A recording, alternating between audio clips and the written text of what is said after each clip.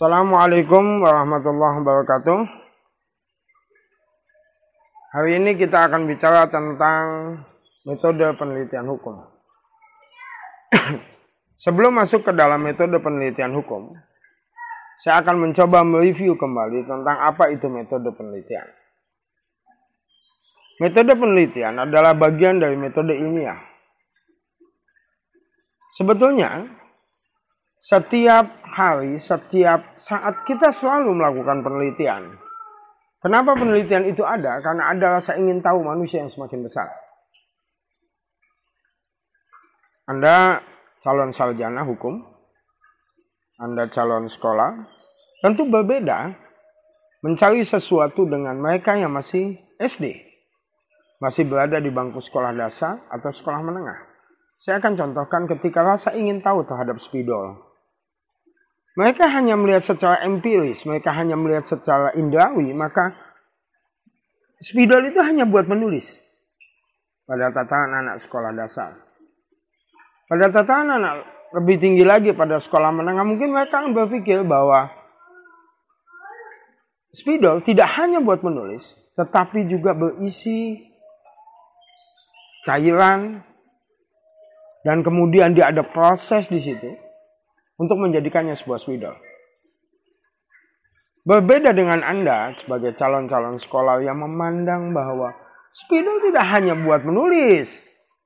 Spidol terdiri dari komponen-komponen yang begitu rumit. Malah, spidol itu bisa buat nimbuk orang. Yang dicontoh.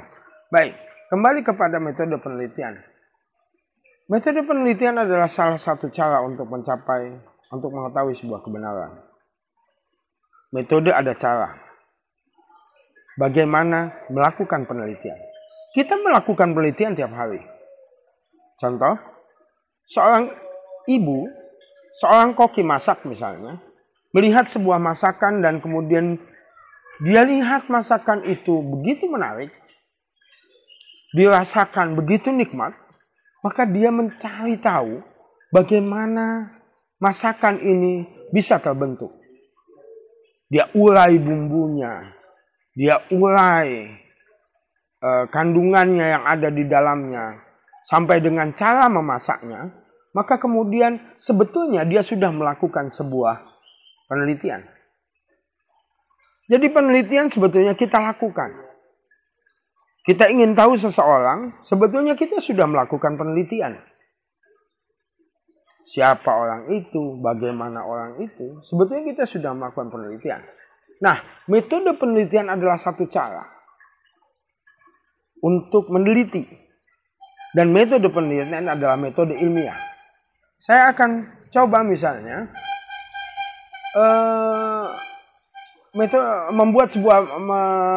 ingin mengetahui sesuatu. Mengetahui sesuatu bisa dengan indrawi. Contoh, ada sebuah sepeda. Saya mengetahui sepeda dengan indrawi saya. Oh, itu sepeda. Bentuknya seperti ini. Tetapi ketika melakukan penelitian, saya akan mencoba mengurai apa yang ada di dalam sepeda itu. Bagaimana sepeda itu? Bagaimana bekerjanya sepeda itu? Bentuknya seperti apa? Simetrinya seperti apa? Itulah metode penelitian.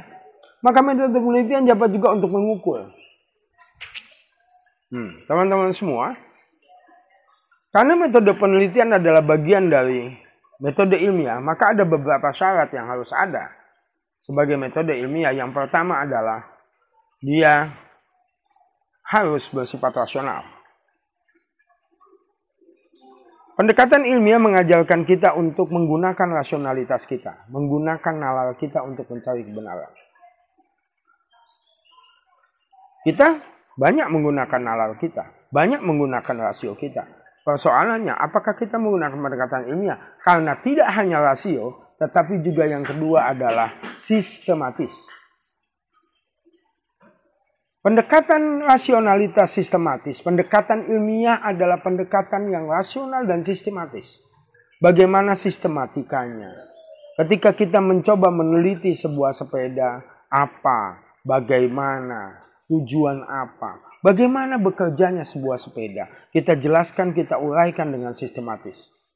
Kita meneliti perbagian-perbagian sehingga kita bisa menemukan secara komprehensif apa itu sepeda. Yang ketiga dalam metode ilmiah yang harus ada adalah dia bisa diuji. Sebagai bagian pertanggungjawaban ilmiah, dia harus bisa diuji. Konsekuensinya, ketika dia sudah melakukan sebuah penelitian dan mendapatkan hasil, maka ujian itu menjadi wajib. Dia diuji kembali, diteliti lagi oleh kemudian orang yang lain, dan dia kemudian bisa menemukan, bisa jadi jawaban yang sama, atau bisa jadi jawaban yang berbeda, karena sudut pandang yang dipakai berbeda, atau perspektif yang dipakai berbeda, atau memang ada kesalahan pada, atau ada, saya tidak bilang kesalahan, ada semacam miss dalam penelitian yang pertama dilakukan atau kurang lengkap seperti itu. Jadi penelitian metode ilmiah harus bisa diuji. Harus bisa diuji, rasional, sistematis. Teman-teman semua, nah itu metode penelitian. Kemudian ketika kita belajar tentang hukum, kawan-kawan adalah calon sarjana hukum, apa hubungannya metode penelitian dengan hukum?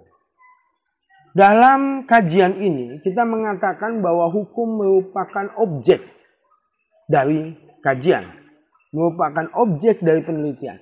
Sehingga metode penelitian hukum merupakan cara meneliti yang rasional, terstruktur, ilmiah untuk melihat hukum sebagai objek. Mengapa? Karena hukum itu memang ada di masyarakat. Hukum itu memang gejala sosial yang hidup di masyarakat, dan hukum itu harus diteliti. Tidak hanya untuk memperoleh kebenaran, tetapi juga persoalan kepentingan studi.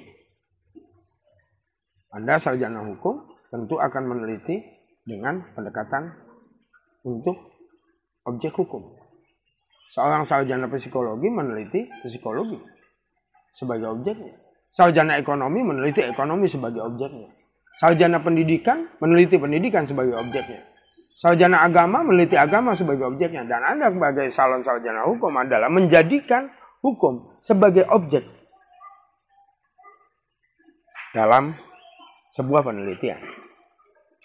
Metode penelitian hukum yang kemudian karena melihat objek hukum, maka dia menjadi satu kajian tersendiri, yang kemudian kita kenal sebagai metode penelitian hukum.